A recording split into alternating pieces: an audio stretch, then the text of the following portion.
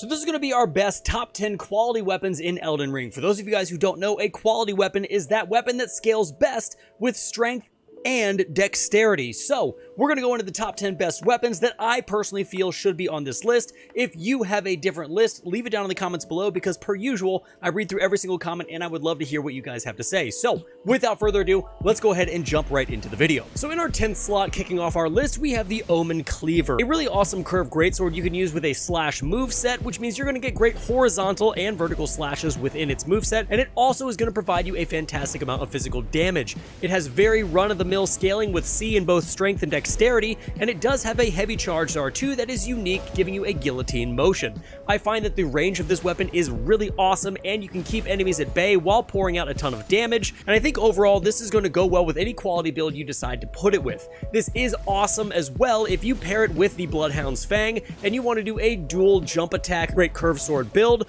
This is definitely the other curved sword you want to use. This weapon does have the advantage of adding pretty much any Ash of War on it you can find in the game, as well as many different types of greases to get certain status effects that you may need for certain boss fights. And lastly, this weapon can be attained very early in Stormveil Castle, which is incredibly convenient if you want to start a playthrough with it. Next up in slot number 9, we have the Godskin Stitcher. This is a fantastic quality weapon. It's not going to give you as much damage as the Omen Cleaver did, however, it is going to have better quality scaling with Strength B and Dexterity B. You're going to have a really great outcome with this weapon if you put Impaling Thrust on it, and you're going to be breaking stances and doing a ton of pierce damage with the Godskin Stitcher. I personally am not a huge fan of the heavy thrusting sword nor the thrusting sword moveset, but I can't argue with the damage that you can pour out with this particular weapon. The range of this particular heavy thrusting sword is incredible as well, and you can keep the majority of enemies at bay, including bosses, while you can roll dodge and get around them in order to break their stance and use Impaling Thrust at its fullest potential. However, if you don't want to use Impaling Thrust, you can also use the majority of other Ashes of War, which is another great thing about this weapon.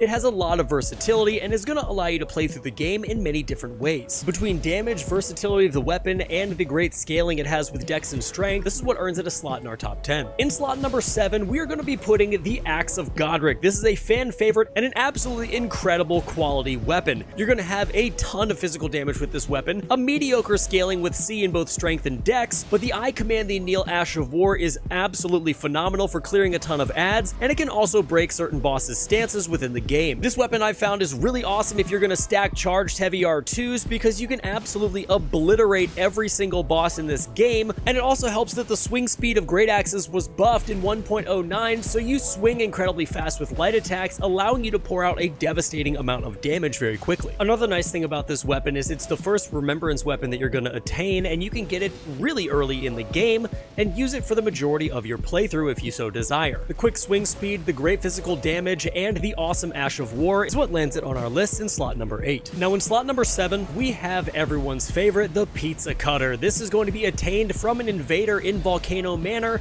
and it's going to apply an absolutely absurd amount of blood loss. With blood loss build up at 70 and a decent dexterity and strength scaling at C, you're going to have a crazy amount of physical damage, and its Spinning Wheel Ash of War is absolutely awesome. However, the Spinning Wheel is not the only way you're going to get a ton of damage out of this weapon. In fact, you are going to be using the Rottenwing Sword Insignia and Millicent's Prosthesis, which are not procced by Spinning Wheel, but they are procced with the heavy charged R2, which is how I recommend you guys play with this weapon. It does a ton of damage, you are going to build up blood loss super fast, and it's going to take massive chunks of health off of the majority of bosses and enemy within Elden Ring. I honestly hadn't used this weapon a ton before I made this video, but after making it, I definitely think I'm going to make a build video with it because it is so good, and that's exactly why it lands in slot number 7. Now in slot number 6, we're going to have the Veteran's Prosthesis. Please ignore me absolutely butchering using this weapon and not putting the second aspect of the Ash of War to it.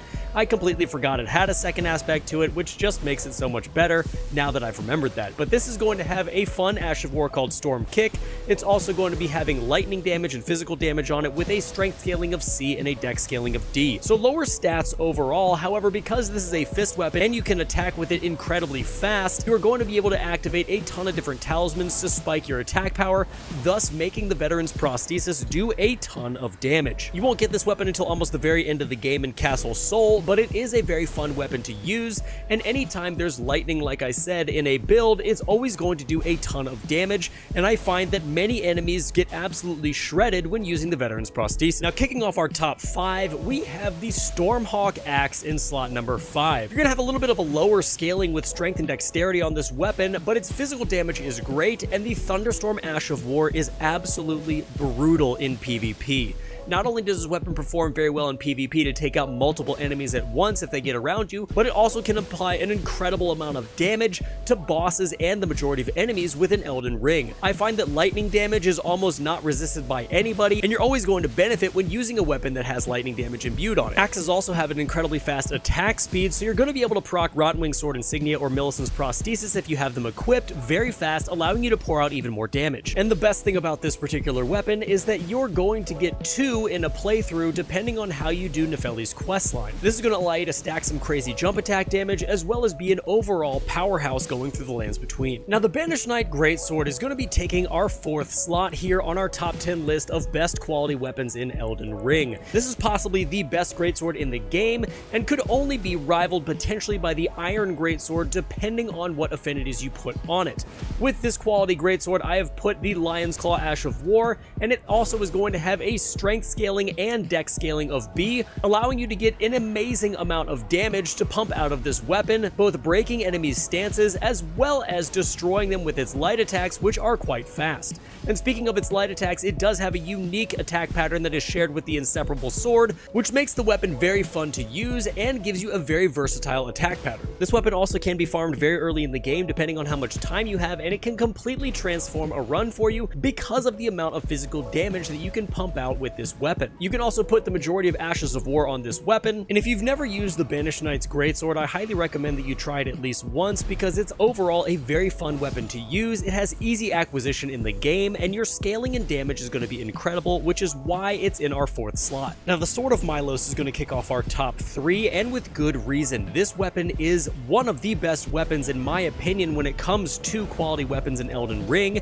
and the Shriek of Milos Ash of War on it is amazing. It's going to give your enemies a 15% debuff to all damage resistances. It's also going to give you a 7.5% physical damage increase, and it's also going to increase your strength by 5. And if you wanted to get even more out of this, you could add the Roar Medallion to really get things pumping with this weapon. Now, when it comes to its scaling and damage in Elden Ring, the scaling is a little bit low with strength D and dexterity C, but don't let that fool you because you can pull a crazy amount of damage out with this weapon because its physical damage is phenomenal, and you can also proc blood loss because this weapon has 55 blood loss buildup on the weapon. And another thing that this weapon has is you get FP back on kill, so if you're constantly using your Ash of War, you can stack this with other things like this Spirit Caller's Horn and continually get a ton of FP back, allowing you to rarely need FP assist at all. Now, in our number 2 slot, we have potentially my favorite weapon here on the list, and that's the Dragon Halberd. This is going to be a typical run-of-the-mill halberd until you activate its Spinning Slash Ash of War,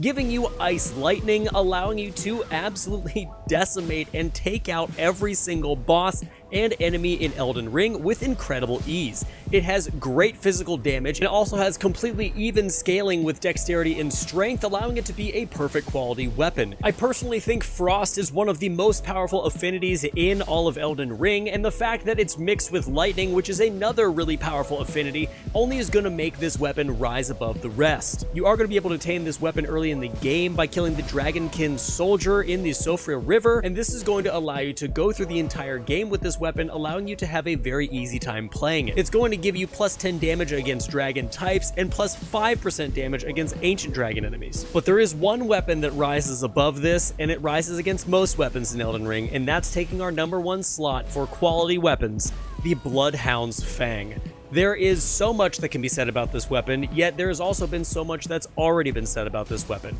Bloodhound's Fang is, in my opinion, one of the best weapons, if not the best weapon in the entire game, and it pains me to say it because I would like something else to take that top slot, but it is just incredibly good. Between getting invincibility frames in its Ash of War, to doing an absurd amount of damage to enemies and bosses in Elden Ring, and the fact that you can get the Bloodhound's Fang incredibly early in the game within Limgrave, this weapon is definitely the king, and it will out-damage and outperform almost almost every weapon within Elden Ring. Another advantage of this weapon is the fact that you can put any grease on it to match any situation you find yourself in, and it also has innate blood loss on the weapon as if it didn't already need to be better. Overall, the Bloodhound's Fang is still the king of Elden Ring, and it has taken so many first place slots on so many lists. I was just surprised that it actually scaled much better as a quality weapon than it does a dex weapon. But with that being said, that is going to be our top 10. And guys, there you have it. That is going to be our top 10 best quality weapons in Elden Ring.